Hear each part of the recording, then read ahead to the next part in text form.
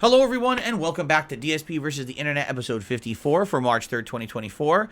It is now time to move to part 2. We're still in the Ultra Member submissions, so let's see what else people have in store for us this week. And remember, if you want to be a part of the fun, become a member today. Submissions level members all get thrown into a randomized playlist and have an equal chance to get your video watched. If you become an Ultra Member to support the channel, we'll watch your video for sure. Alright, here we go. So, I've just stumbled into a forgotten relic, Crash Bandicoot PC. PC? A fan game from 2001, What? which might make this potentially the oldest and therefore What? first ever fan game based on this it's a beloved fan series. game. And let me tell you, this homemade Crash Bandicoot game from over 20 years ago has an incredible story to tell. Oh my god. Check it out. It looks terrible, right? It's like clip art. It's basically a Flash game with like clip art, right?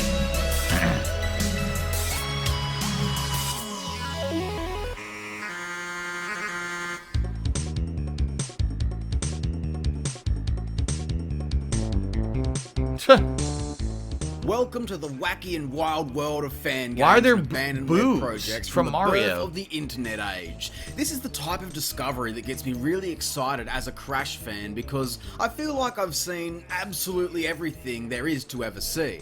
I mean, this has been my hyperfixation since for as long as I can remember having hyperfixations. There is no limit to the obscure games I've played. Whoa, look at that random one. factoids and What details version was that that nobody one? cares about that live Because there was rent-free in my brain. Because what would that have been? There was no Crash on Nintendo back then, so that looked like a Game Boy Advance game. I wonder what that even was. Huh. My passion for these games has left no iceberg unturned. So why have I never heard of this before? Just glimpsing at some random screenshots from this game, as you can see, this quickly starts to resemble a creepypasta, cursed forgotten lore, tales from the internet. It looks like they were trying to copy Donkey Kong Country, does it not? That's the style. Like a Donkey Kong Country. It's not really 3D, it's 2D, but it looks like a 3D rendered sprite, so it's just a sprite that looks like a 3D model moving around. I think that's what it was. They were trying to make Donkey Kong Country out of Crash. It's even something like a fever dream or distant memory that you can no longer recall the origins of. And that's fitting, as this series has definitely had its fair share of obscure. Oh my god, it's a moments in time Tiger that have since handheld been game. launched into Oh mainstream no. canon by the rabid fan base. Oh no. The rare villain Mr. Crumb, Dimbo's appearance in the Crash of the Titans mobile game, and all of the pre-release content that may never see the light of day again. But this is all from licensed games, official sources. Crash Bandicoot PC is just some random passion project from a bunch of kids in the infancy of online forums connecting fandoms all over the world. So this game would have been created during Crash's absolute peak before the series started to slow down, coming directly off of Naughty Dog's departure, but before players noticed the quality slipping. You know what's funny is a lot of stuff like this used to be on the internet all the time, and people liked it because, hey, it's more of what you like. You're a real big fan of Crash. Hey, it's a Crash game and it's free. I can just download it and play it. Yeah. Seriously, like, that's basically what it was, you know? And games like this all the time would pop up on the internet. You might look at it and be like, oh, this game looks like shit. Why would anyone would have played it? Because literally, people would just play whatever was free on the internet, right? They didn't care if it was good or not. If it's free, I'll play it. It's Crash. I like Crash. I'll just fucking play this shitty game, right? There you go. The Bandicoot was a household name at the time, with copious amounts of merchandising. Yeah, And he as was you very can see popular from in the game's early opening 2000s, right? cutscenes, yes, this game actually has a story. You can see that a lot of the characters are represented by the Rosaurus line of action figures scanned onto a computer and digitized, kind of like a very bootleg Donkey Kong Country. Exactly, haha. Crash here has actually been posed to create different angles, walking animations, and for as goofy as all this looks, I've got to say that I am really impressed. Can already tell this was made by a true fan, and I like that he's also wearing his flippers. I guess this was the best action figure that they were in possession of, so just try to ignore Crash's poor choice of footwear for this adventure. Anyway, picking up directly after Crash 3 Warped, predating It's About Time by a solid 19 years, Uka Uka sends Cortex and Entropy to gather up the other villains as he has a new plan for world takeover. Meanwhile, Coco's laptop batteries are dead again? It was the early 2000s after all, so I don't know, maybe good batteries were hard to find. I was about 5 years old at the time. How the hell would I know? So Crash has all of his moves, waddling around, Oh my spinning God. crates and enemies. To spin, you press the What an shift amazing key, spin. which, let me tell you, definitely hasn't aged well. There's nothing worse than being in the heat of action and sticky keys start screaming down your neck. All right. I mean, I think we've seen enough of this. We don't need to watch a 23-minute video about a fan-made silly game. But, like, this kind of thing was very, very popular back in the day. Because, again, you know, you would pay, what, $50, $60 to get the real game for PlayStation. Well, there's no other games out of Crash right now. Go online. People made fan games. Play them. You might say, oh, it's shitty. Why would you play it? Because it was free. Just download it, play it. You fuck around with it. And later on, these became Flash browser games. You know, play it in your browser. But before then, you actually have to download them. So, it's kind of silly. Yes, I remember Homestar Runner. Of course I remember Homestar Runner. Okay. Let's move on. Let's see what's next.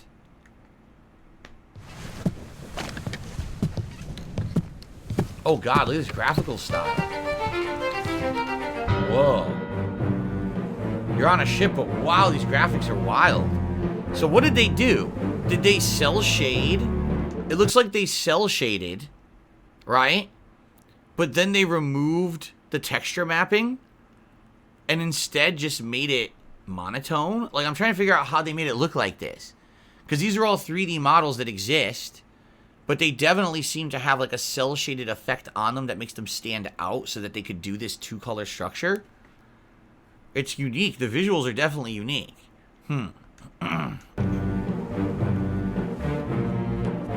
What's this game called? Return of the Obra Dinn.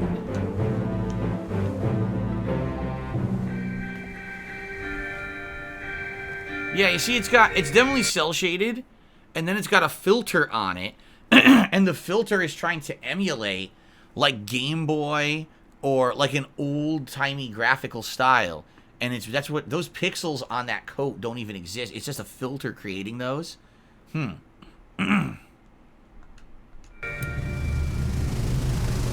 you have a magical compass. Bastards may take exactly what I give you.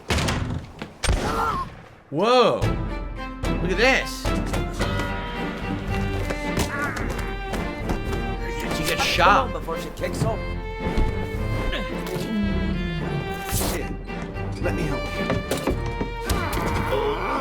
What madness is this?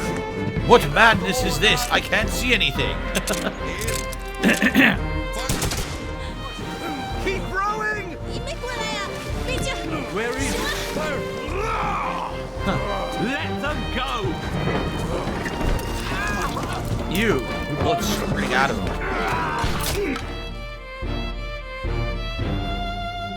So, Lost at Sea, the good ship Obra Dinn. Last voyage to the Orient, Cape Rendezvous unmet. Contact East India Company. So it looks like it's a story of like a ship where either there was like a mutiny or someone went crazy. So they never made it to their destination, and maybe you're trying to like you play the scenario of what happened. That's what it looks like. And has unique graphical style. These trade ships, East Indiamen. Not much keeping them above water, but planks of wood and the grace of God. Only Jeez. surprise about the Obra Dinn. It's come back. Empty. So maybe it's a mystery game? Maybe you're trying to piece together what happened on the ship to each person and you live out their scenarios or something? Interesting. And it's been out for ages, right? It's been out for over 5 years. I wonder if it ever came out for a console or if it remained like a PC exclusive. Halo 3. Midnight tonight. We're gonna set up the TV, my monitor. Wow, look It's how gonna old be this amazing. is. We're going right now. Ah, crap. I did it again. I backed out of the playlist by accident. Hold on. I hate when I do that. Dang it. Let's try this again. Okay. I hate when I do that. Halo 3. Okay. Midnight tonight. We're gonna set up the the TV. So the Halo 3 midnight launch. It's gonna be amazing. I didn't go to the midnight launch. I picked it up. Right now, I think the day it came out, but I didn't go to a midnight launch for it. I just went and bought it at GameStop. It's gonna be amazing. Darziak is saying that Obra Dinn game came out in 2018 and it's on all platforms. They did eventually port it to everything. Okay, thank you. We're going to finish the fight. Yeah, hello, Nate. Rooster Teeth. They're wearing Rooster Teeth t-shirts. Back when Rooster Teeth was known for red versus blue, right? Look at what they're buying. Oh my god, you want to be stereotypical, huh? I find it funny. So this video is incredibly old because it really is from the midnight launch of Halo 3. Look how awful the video quality was, right? It's like, this is worse than 480p. I wonder what video quality this actually is.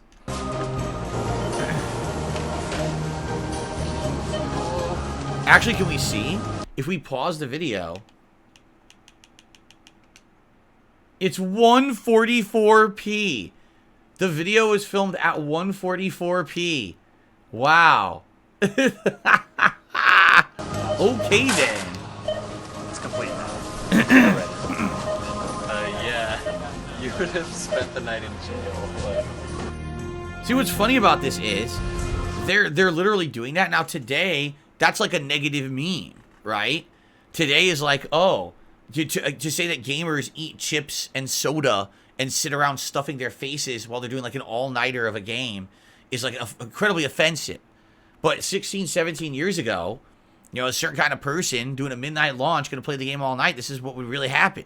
I did similar things like this playing Street Fighter way before this time. You know, we're talking maybe like late 90s, early 2000s.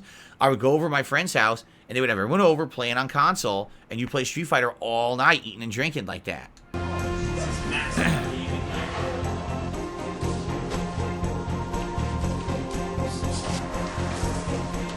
They're rearranging the whole house. Look at this.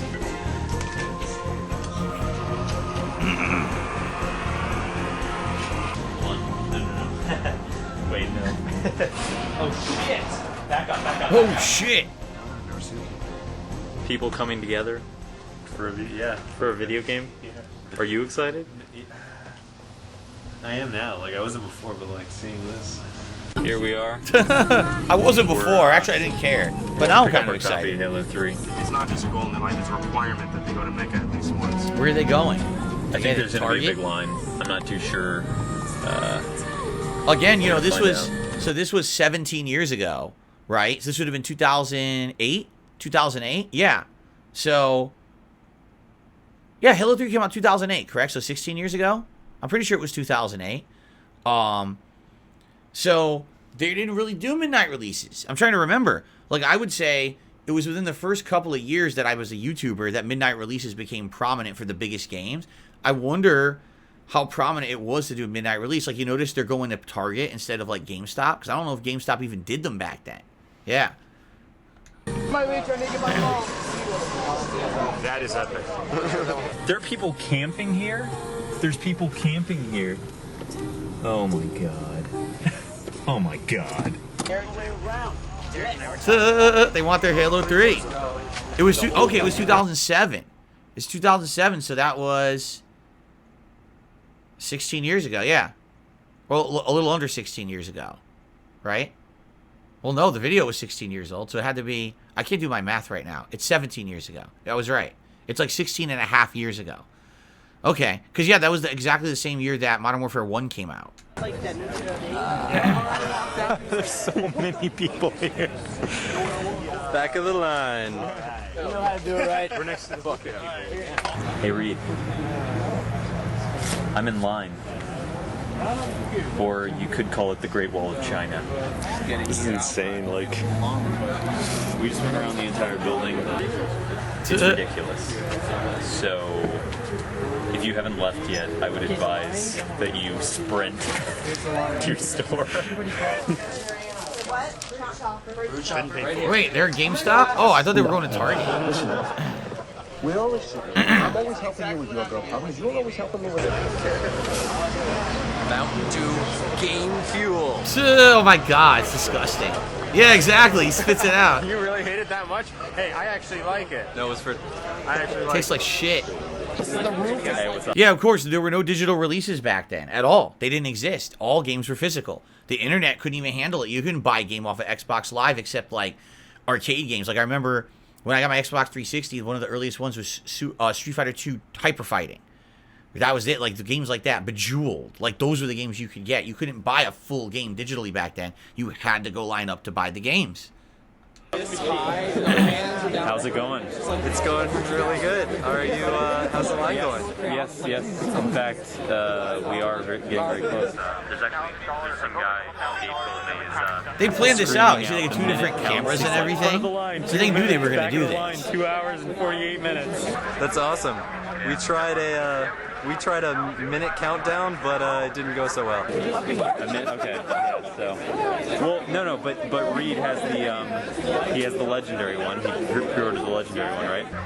Yeah, he's got that up in Bristol, and down here he's getting. We were the only ones doing it. He pre-ordered the legendary for another place. Yeah. So I remember the legendary edition of Halo 3 had the helmet, but it's not really a helmet. It was a fake helmet that was supposed to be a game holder. So you would put the box in it, but you couldn't wear it. It was like, you'll see if they show it. It's not hollow. It's like solid. And then it's stupid because it looks totally like a Spartan helmet you could put on. You can never put it on. It's just meant to be like a piece you put on a shelf or something. So actually the legendary edition kind of sucked. It was pretty disappointing. What happened was they mass produced them to the point where actually they didn't all sell. So you could later on go to the store and just buy like Halo 3 Legendary Edition for like $10. Seriously, because Halo 3 was so mass produced that after a few months it wasn't valuable anymore. Like everyone had it. So then the Legendary Editions, no one wanted them, so they sold them for insane discount / prices. I ended up buying one. I actually got one for like $15 or something at a store like months and months later. So let's fast forward a bit. I want to see them like getting there. Oh god, this guy's playing the guitar. Are they inside? Oh look. He got it. Oh, exciting. And they drive home playing the Halo theme.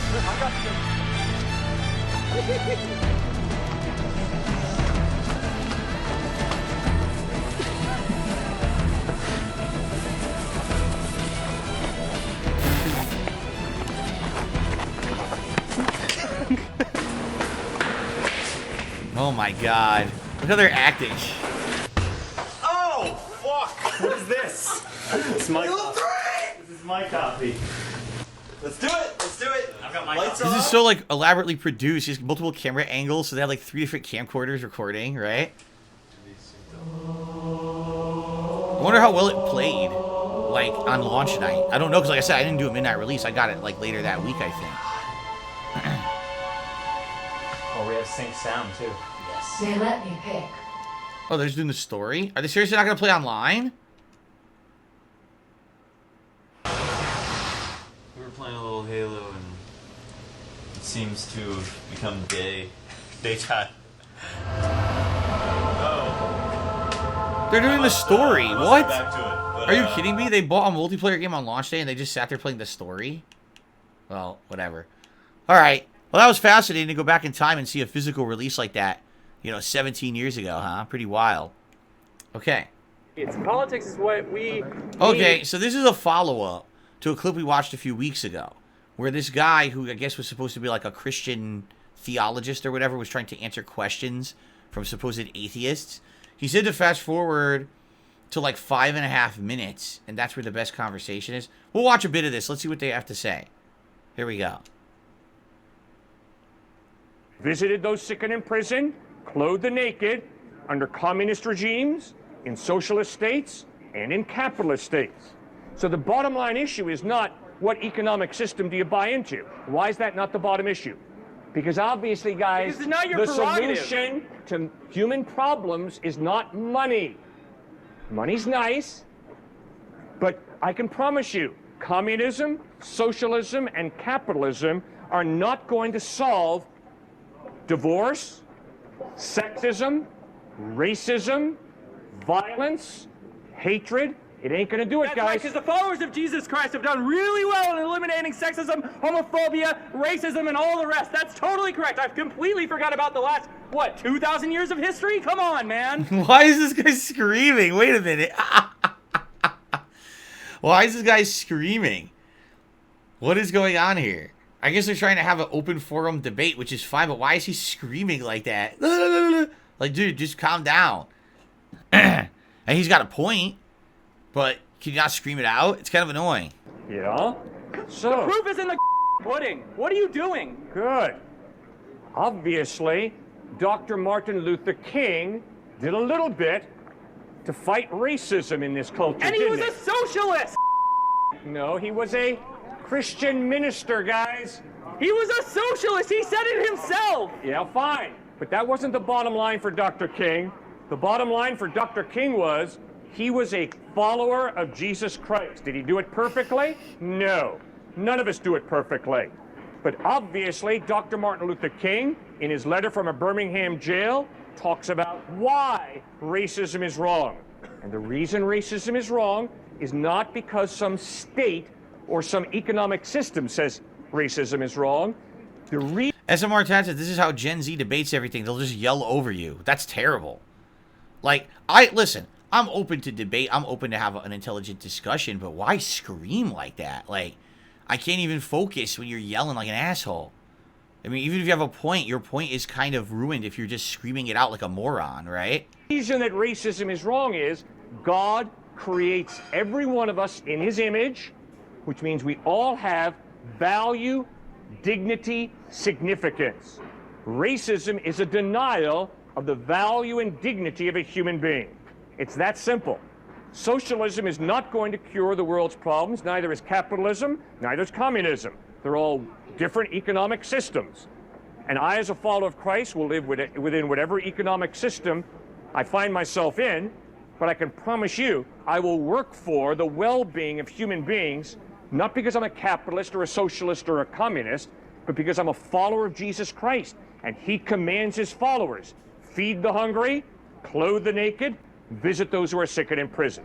Now, why do you, sir, value human beings as valuable? Why? What's your reason? See, now here's the thing. I mean, if anything, this is just an example of how you debate versus how not to debate. He's calm, he's focused, he's powerful in what he says, but he's not screaming it. And because he talks in a determined but slow, metered way, people are actually like hooked on his every word. You want to hear what this guy's going to say next because he talks at this even pace that keeps you going. Instead of screaming, oh, that will never work in a debate. People won't want to hear you, you see? It doesn't even matter if what he's saying is valid. He's talking in a way that hooks you on his next statement. You want to see what's the next statement. It always feels like he's going somewhere with the statement. This video less the subject matter, but more this is an example of debating and how debating can work well, I feel, right? I totally think that, right? Anyway, the thing is I'm not going to watch this 13-minute long video, but I don't actually know why we started where we did, because I was told specifically to start around the 5-minute to 5.5-minute mark. I don't know what, because they kind of started in the middle of an argument. I think what the argument is yeah, see, no government can save a single, and then it cuts off, so I don't even know what the rest of the title is. Is there a way to see if I click on it? No government can save a single soul from judgment. So I guess what the Christian guy arguing here is that government isn't the answer, because we've tried all these different kinds of government, right? But yet, here we are, and things are still, people are at war, and everything's messed up. Yeah, but I can argue the other way too, and I can say, yeah, and how long has Christianity existed? And how long has Christianity been in power? I mean, there were entire eras, hundreds and hundreds of years, where Europe was dominated by people who were Christians. They were in charge. The Pope, the church, right? Entire kingdoms that were Roman Catholics. Did that solve everything? I don't think so. So, if anything, maybe what rather than saying it's not the government's fault, it's not, it's not religion is the solution. Maybe it's just that humanity is flawed, and it doesn't even matter, what we try. Eventually, things are going to break down because humans just kind of go their own way and do what they want, right? It really comes down to self-preservation and how a lot of humans don't care about the greater good, right? How many of us can truthfully put up our hands and say, I always do what's for the greater good. I never do what personally benefits me or my own family. I always look for the greater good, right? Probably not. I don't think there's like maybe 0 people who could do that. Maybe like 2 on the planet. And because of that, there's always going to be situations where any government, any religion, even if maybe it's the theory that's the nice thing, right? The theory of, oh, do unto others as you want done to you, right? The golden rule, or, you know, a rule system, the 10 commandments, or this or that. But at the end of the day, people always act in their own best interest. And that's really why every government has failed, right? There's no perfect government. They all have flaws. Every religion has had issues with the way people behave under it, right? Hell, religion has been used over the centuries to control entire populaces. You know, the way that it's been wielded, and that's really not what it was intended to do when it was first designed. So, anyway, I'm not going to get into this because this is too long of a discussion, but if anything, this video was actually more of an example, not of the subject matter, but how do you debate? The person who talks slowly, calmly, moves away at a steady pace, makes you wonder what the next argument is or the next word is, versus, I scream, blah, blah, blah, blah. People are not going to listen to the screamer. Listen to people who are successful at politics talk like this guy on the right, not like the kid screaming on the left. So, okay, good part. Thank you all for watching. I hope you're enjoying the show. Still got a couple hours to come. I'm sure we'll have more variety. It looks like in the next part, we're going to finish up the ultra level submissions. And then we're going to head over to the standard stuff from the submission level members, which is the randomized playlist. So, all right, guys, thanks so much. See you in part 3.